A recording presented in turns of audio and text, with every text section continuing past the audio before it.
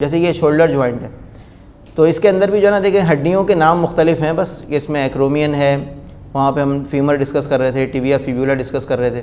बाकी इसके अंदर भी देखें हड्डियाँ लिगामेंट के ज़रिए आपस में जुड़ी हुई हैं। एक्रोमियन है, उसके बाद कोरैको एक्रोमियल लिगामेंट है, यानी वो लिगामेंट जिसने कोराकॉइड प्रोसेस और एक्रोमियन को आपस में जोड़ा हुआ है। उसके नीचे सब एक्रोमियल बरसा है।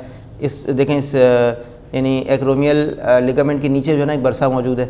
फिर उसके नीचे आ जाएँ तो कोरैको ह्यूमरल लिगामेंट है, यानी कोराकॉइड प्रोसेस और ह्यूमरस जो दोनों हड्डियाँ हैं इन दोनों के बीच में आपस में जोड़ने वाला लिगामेंट।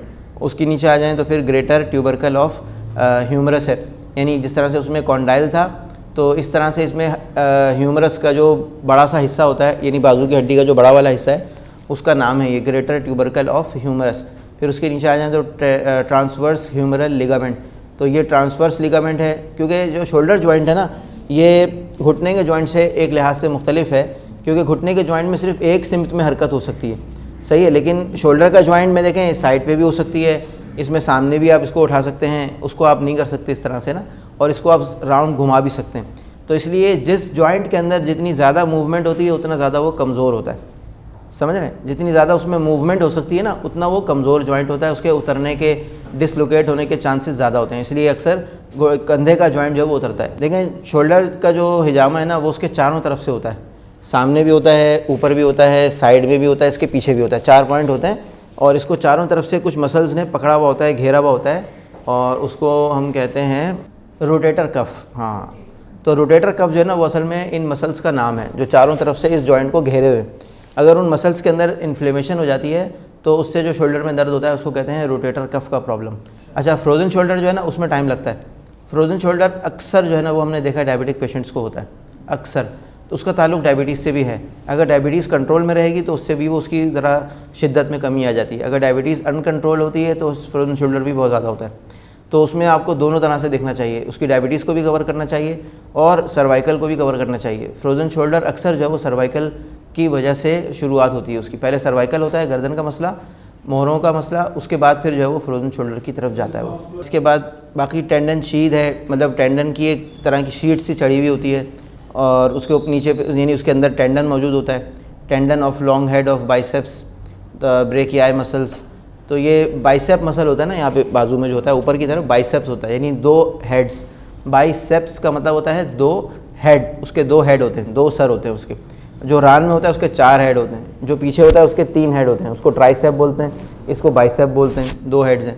तो ये मसल्स हैं। फिर इसके बाद यहाँ पर ये आर्टिकुलर कैप्सूल उसी तरह से जैसे उसमें था वो कैप्सूल जिसने जो पूरा गिलाफ की तरह से चढ़ा हुआ होता है। सब स्कैपुलर बरसा, स्कैपुला के नीचे वाली बरसा, और tendon of the subscapularis muscle, ये एक मसल का टेंडन है, यानी इस मसल को ये बोन से जोड़ रहा है, स्कैपुला से जोड़ रहा है।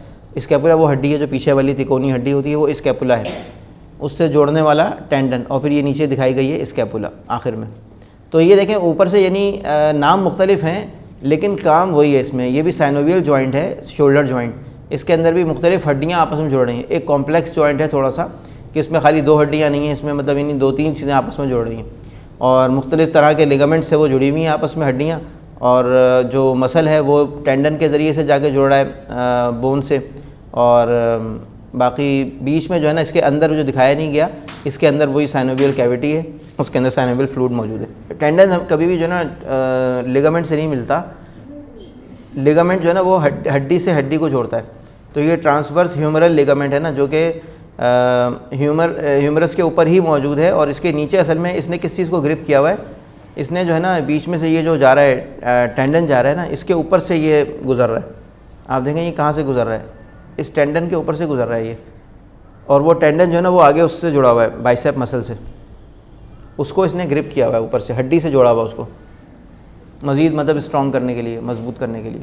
हिजामा में देखिए रिस्क कुछ भी नहीं है, सर्जरी में रिस्क है लेकिन हिजामा में कोई रिस्क नहीं है। आप हिजामा करें, मुमकिन है कि काफ़ी कमी तो आ जाए, कम से कम तकलीफ़ में कमी तो आ जाए, पेन तो लाजमी कम हो जाएगा ना इंशाल्लाह।